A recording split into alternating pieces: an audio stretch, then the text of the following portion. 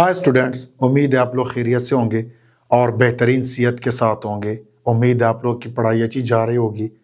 आप लोग जानते हैं कि हम एनसीईआरटी क्लास 11 बायोलॉजी कोर्स पढ़ रहे हैं और हम जो है हर टॉपिक को कवर कर रहे हैं।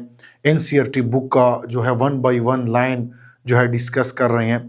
तो आप लोग का जो नीट का एग्ज़ाम है, सीबीएसई बोर्ड का एग्ज़ाम है, उसके लिए बेहतरीन कोर्स अपलोड हो रहा है। तो आप लोग जो है हर लेक्चर को देखें। प्रीवियस जितने भी लेक्चर अपलोड हो चुके हैं और अभी मज़ीद भी जितने भी लेक्चर अपलोड होंगे। और यहाँ पर ये बताता चलूँ कि ये जो कोर्स है ये फर्स्ट ईयर के जितने भी स्टूडेंट्स हैं जहाँ पर भी है वो तमाम स्टूडेंट्स के लिए इक्वली इम्पॉर्टेंट है। हम chapter 8 cell the unit of life discuss कर रहे हैं। आज हमारा टॉपिक है cell wall, most important topic. आज हम सेल वॉल को डिस्कस करेंगे। तो as you may recall a non living rigid structure called the cell wall forms an outer covering for the plasma membrane of fungi and plant. तो यहाँ पर NCERT book कहता है कि जैसे कि आप लोगों को याद होगा, आप लोगों ने मैट्रिक लेवल पर पढ़ा होगा कि प्लांट्स में जो ये प्लाज्मा मेम्ब्रेन है, ये जो अंदरूनी लेयर होती है ये क्या होती है? Plasma membrane. तो प्लांट में प्लाज्मा मेम्ब्रेन के बाहर ये जो कवरिंग है, ये जो लेयर है, ये क्या है? वो सेल वॉल का है। तो ये आप लोगों को याद होगा। और ये सिर्फ प्लांट्स में भी नहीं होता, फंजाई में भी सेल वॉल होता है। इसी तरह जो बैक्टीरिया है उनमें भी प्लाज्मा मेम्ब्रेन के बाहर क्या होता है? सेल वॉल होता है। So function of the cell wall कि अब इस सेल वॉल का फंक्शन क्या है कि cell wall gives shape to the cell. Cell wall जो है एक सेल को क्या देता है? शेप देता है। देखिए ये फॉर एग्जांपल इस सेल के गिर्द ये सेल वॉल है। तो ये सेल वॉल इन सेल्स को क्या दे रहा है? इनके जो सेल वॉल है सेल्स के, इनको शेप दे रहा है, एक स्पेसिफिक शेप दे रहा है। Protect the cell from mechanical damage and infection. ये जो सेल वॉल है ये इस सेल को किससे प्रोटेक्ट करता है कि इस सेल को मैकेनिकल डैमेज ना लगे, इस पे बैक्टीरियल इन्फेक्शन या वायरल अटैक ना हो। तो ये जो है सेल को इन्फेक्शन से भी बचाता है। It also help in cell to cell interaction. ये जो सेल वॉल है ये सेल और सेल के दरमियान, सेलों के दरमियान जो आपस में इंटरेक्शन होता है उसमें भी ये हेल्प करता है। इंटरेक्शन में provides barrier to undesirable macromolecules. ये जो सेल वॉल है और ये सेल वॉल, इस सेल के गिर्द ये सेल वॉल, ये क्या करते हैं? सेल वॉल जो अनडिजायरेबल मैक्रोमॉलिक्यूल्स होते हैं, बड़े मॉलिक्यूल होते हैं जो प्लांट सेल के लिए नहीं चाहिए होते, तो उन मैक्रोमॉलिक्यूल्स को ये सेल वॉल क्या करता है? ये रोकता है कि सेल के अंदर ना आए। तो ये भी बहुत इंपॉर्टेंट फंक्शन है, बहुत इंपॉर्टेंट रोल है सेल वॉल का। अब composition of cell wall in algae के जो एलजी है उनमें सेल वॉल का क्या कंपोजिशन होता है? एनसीईआरटी बुक के मुताबिक एलजी का जो सेल वॉल होता है उसमें आपको सेलुलोज भी मिलेगा, गैलेक्टॉन्स भी मिलेगा, जो है मेनॉन्स भी मिलेगा और plus mineral like calcium carbonate भी मिलेंगे। सो ये है एलजी के सेल वॉल की कंपोजिशन। अब जो प्लांट्स है उनके सेल वॉल की कंपोजिशन को देखते हैं।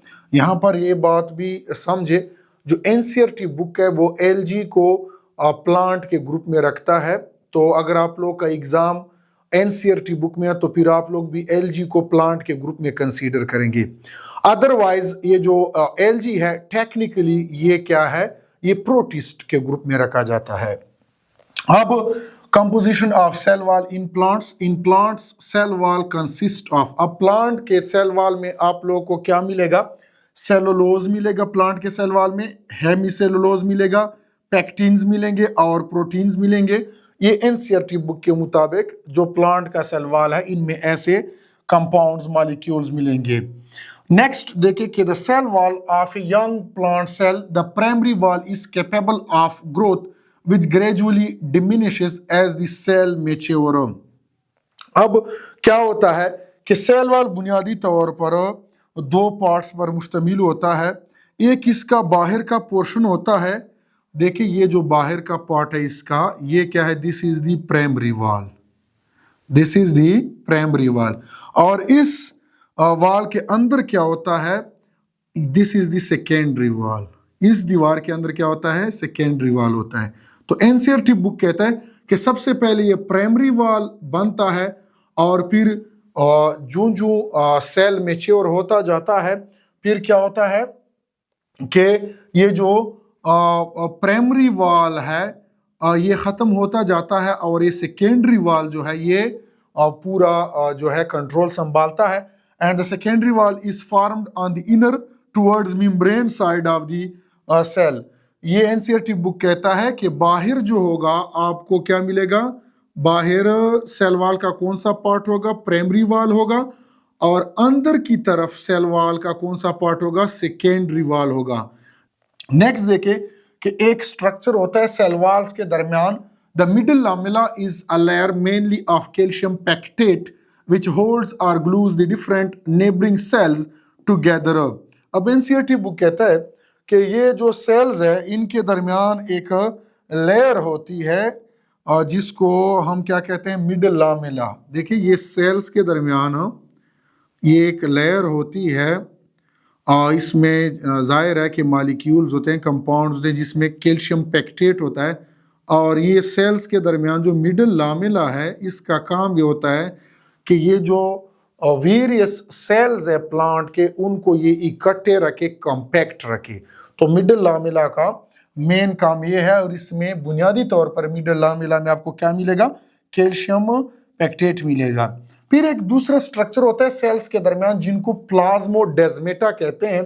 The cell wall and middle lamella may be traversed by plasmodesmata which connect the cytoplasm of neighbouring cells. अब क्या होता है कि जो दो नेबरिंग सेल होते हैं, इकट्ठे सेल होते हैं, इनके दरमियान क्या होता है, डायरेक्ट राब्ता होता है, चैनल होता है, और उस चैनल को हम क्या कहते हैं, प्लाज्मोडेस्माटा कहते हैं। सो ये था आज सेल वॉल के स्ट्रक्चर और सेल वॉल के फंक्शन के हवाले से। नेक्स्ट लेक्चर में हम बहुत ही इंपॉर्टेंट टॉपिक एंडोमेम्ब्रेन सिस्टम जो है वो डिस्कस करेंगे।